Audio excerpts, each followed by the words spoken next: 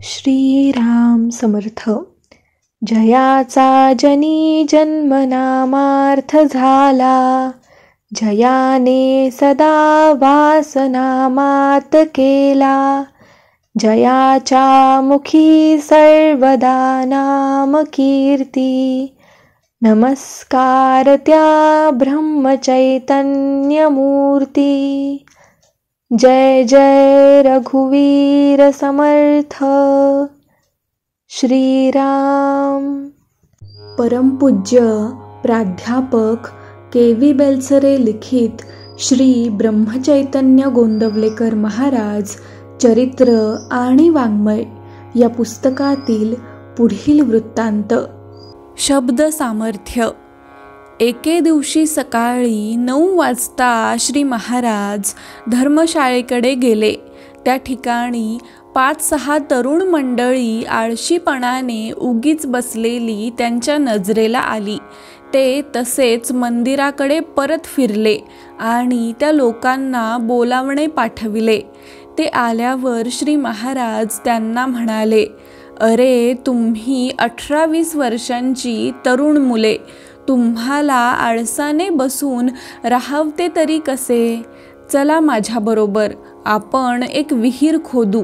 अशा रीतीने त्या तरुण मुलांना त्यांनी कामाला लावले.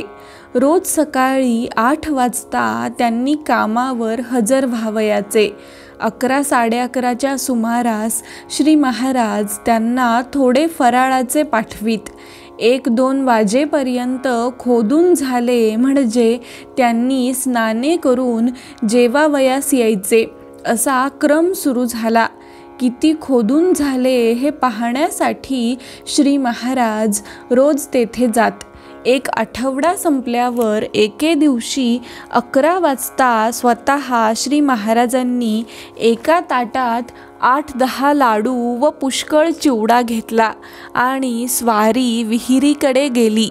12 हात खोल खणून झाले होते. खोदणाऱ्या मुलांना बाहेर बोलावून त्यांनी आपल्या हाताने प्रत्येकाला खाण्यास दिले. खाणे झाल्यावर श्री महाराज म्हणाले, अरे तुम्ही घाव कसे मारता मला एकदा बघू द्या. मंडळी आत उतरली आणि कुदळी मारू लागली. त्यावेळी गोपीनाथ पोतनीस थांबला आणि म्हणाला, महाराज तुम्ही नुसते पाणी लागेल असे म्हणा, म्हणजे खात्रीने पाणी लागेल. श्री महाराज बोलले, छे असे कुठे असते का? खाली पाणी असेल तरच पाणी लागेल. परंतु गोपीनाथ काही ऐकेना. श्री महाराजांनी पुष्कळ आढेवेढे घेऊन पाहिले तरी जेव्हा तो ऐकेना तेव्हा ते म्हणाले, बरे, जानकी जीवन स्मरण जय जय राम. पाणी लागेल, चल मार कुदळ. गोपीनाथाने एकच कुदळ मारली आणि तेथून पाण्याचा झोत वर आला. सर्वांना मोठा आनंद झाला. पण श्री महाराज बोलले, भगवंताच्या नामामध्ये फार मोठे सामर्थ्य साठविलेले आहे. त्याचे नाव घेऊन जो जगात वावरेल त्याला व्यवहारामध्ये नेहमीच यश येईल असे नाही, परंतु भगवंत त्याची लाज राखील यात शंका नाही. प्रपंचातले यश आणि अपयश या तात्पुरत्या गोष्टी आहेत. भगवंताच्या अनुसंधानाला खरे महत्त्व आहे. पुढे आहे आज्ञापालन. वाईचे धोंडोपंत देशपांडे यांची श्री महाराजांवर विलक्षण निष्ठा होती. त्यांच्या दर्शनासाठी धोंडोपंत वारंवार गोंदवल्यास येत. येताना आपल्या इच्छेने आले तरी परत जाताना श्री महाराजांच्या इच्छेनेच जायचे असा त्यांचा नियम होता.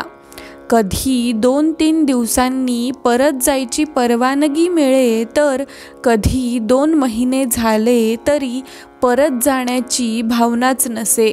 पुष्कळ वेळा घरची कामे अर्धवट राहिलेली असत व श्री महाराज देखील त्यांची चौकशी करीत, परंतु परत जा असे म्हणत नसत.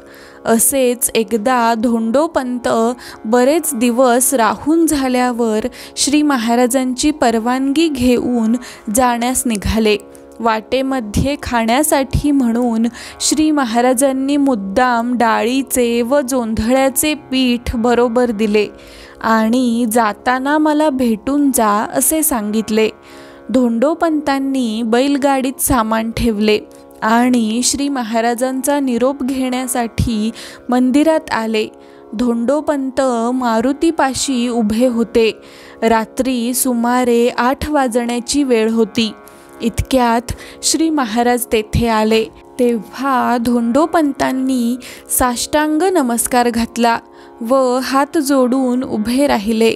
श्री महाराज म्हणाले, निघालात धोंडोपंत? असेच जरा थांबा, मी आलोच. असे शब्द बोलून श्री महाराज खोलीत गेले.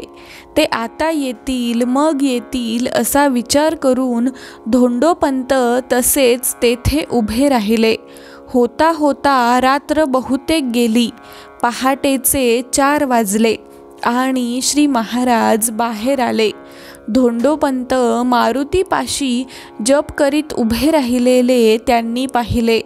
त्यांना पाहून श्री महाराज बोलले, अरे तुम्ही अजून गेला नाही का? पण बरे झाले.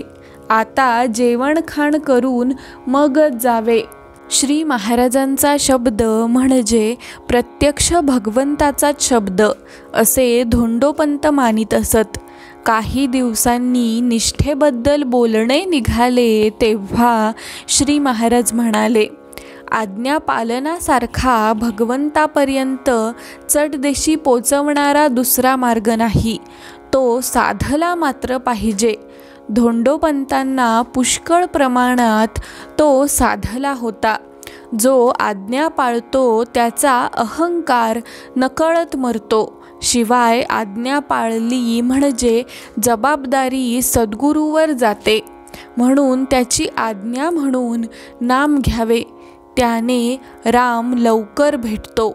अर्थात ज्याची आज्ञा पाळायची तो ती करायला योग्य पाहिजे हे मात्र खरे. जानकी जीवन स्मरण जय जय राम.